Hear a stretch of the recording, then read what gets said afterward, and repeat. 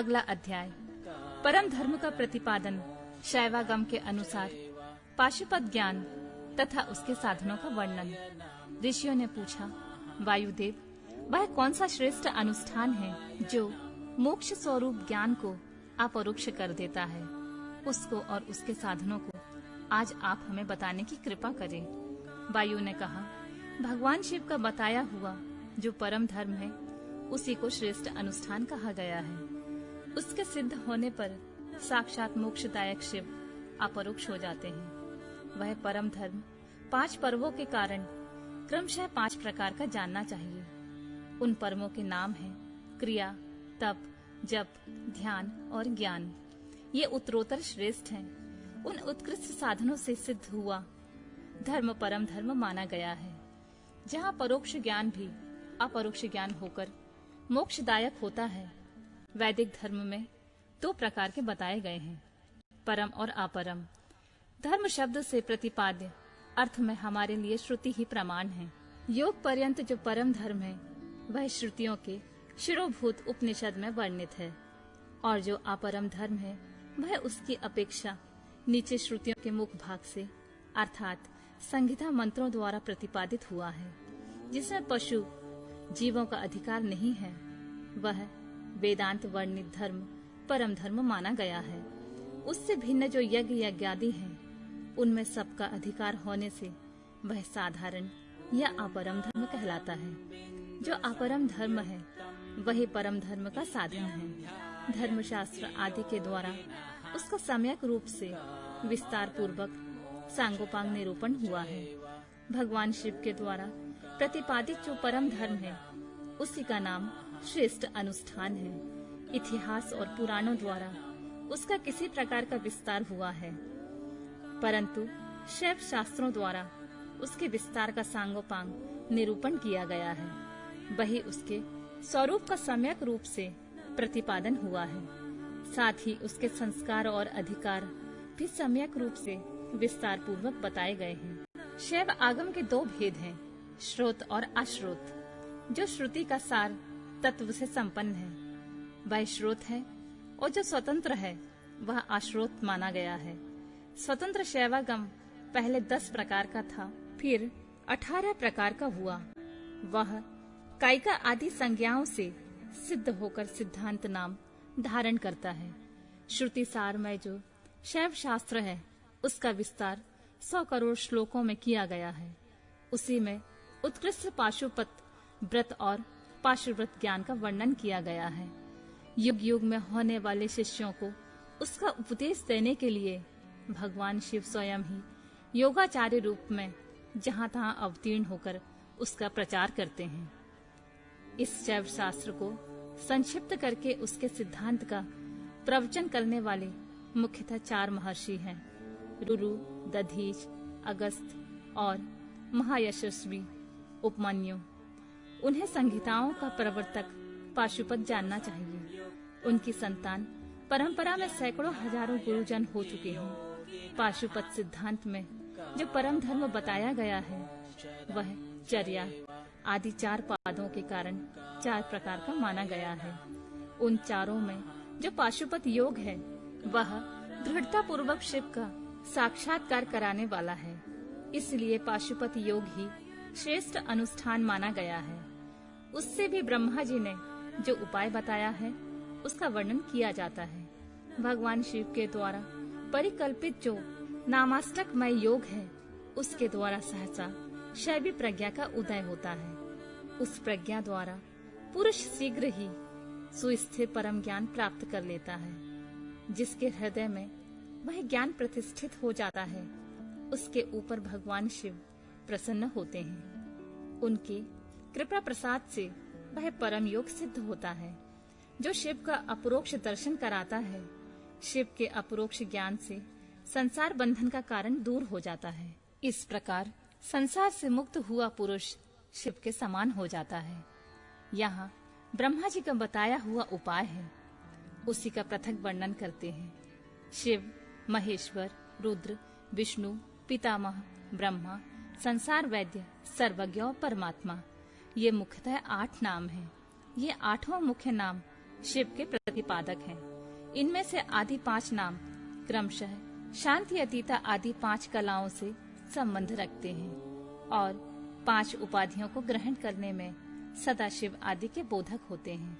उपाधि से निवृत्ति होने पर इन भेदों की निवृत्ति हो जाती है। वह पद ही नित्य है, किंतु उस पद पर प्रतिष्ठित होने वाले अनित्य कहे गए हैं। पदों का परिवर्तन होने पर पद वाले पुरुष मुक्त हो जाते हैं। परिवर्तन के अनंतर पुनः दूसरी आत्माओं को उस पद की प्राप्ति बताई जाती है और उन्हीं के वे आदि 5 नाम नियत होते हैं। उपादान आदि योग से अन्य 3 नाम संसार, वैद्य, सर्वज्ञ और परमात्मा भी त्रिविध उपाधि का प्रतिपादन करते हुए शिव में ही अनुगत होते हैं।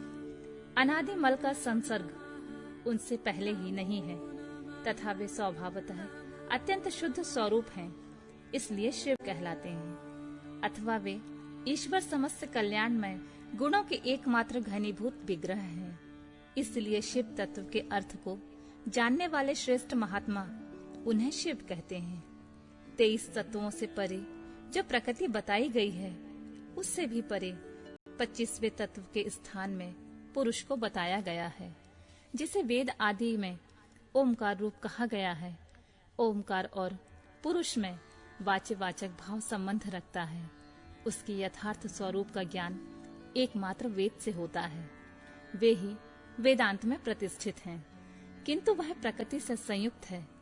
अतः उससे भी परे जो परम पुरुष है, उसका नाम महेश्वर है, क्योंकि प्रकृति और पुरुष दोनों की प्रवृत्ति उसी के अधीन है। अथवा यह जो अविनाशी त्रिगुणमय तत्व है, इसे प्रकृति समझना चाहिए। इस प्रकृति को माया कहते हैं। यह माया जिनकी शक्ति है, उन मायापति का नाम महेश्वर है। महेश्वर के संबंध से जो माया अथवा प्रकृति में क्षोभ उत्पन्न करते हैं, वे अनंत या विष्णु कहे गए हैं। वे ही कालात्मा और परमात्मा आदि नामों से पुकारे जाते हैं।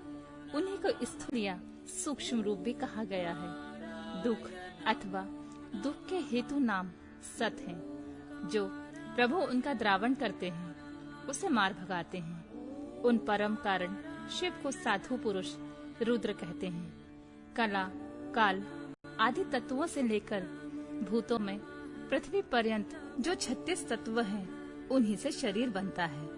उस शरीर, इंद्रिय आदि में जो तंद्रा रहित हो, व्यापक रूप से स्थित हैं, वे ही भगवान शिव रुद्र कहे गए हैं। जगत के पिता रूप जो मूर्त्यात्मा है, उन सब के पिता के रूप में भगवान शिव विराजमान हैं, इसलिए वे पितामह कहे गए हैं। जैसे रोगों के निदान को जानने वाला वैद्य तदानुकूल उपायों और दवाओं से रोग को दूर कर देता है, उसी तरह ईश्वर लय योगाधिकार से सदा जड़ मूल रहित संसार रोग की निवृत्ति करते हैं। अतः संपूर्ण तत्वों के ज्ञाता विद्वान उन्हें संसार वैद्य कहते हैं।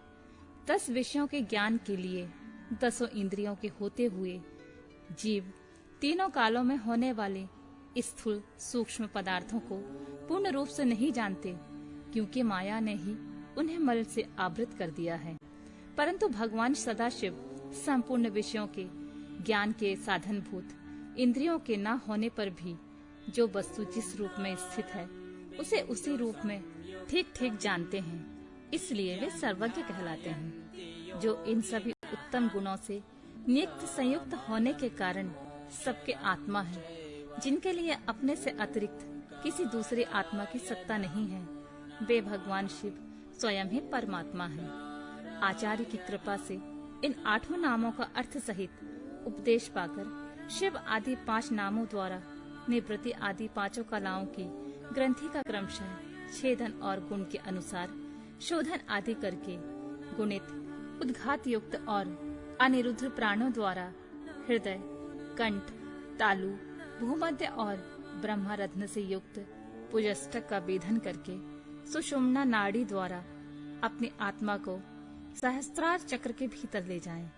उसका शुभ्र वर्ण है, वह तरुण सूर्य के सदृश रक्त वर्ण केसर के द्वारा रंचित और अधोमुख है।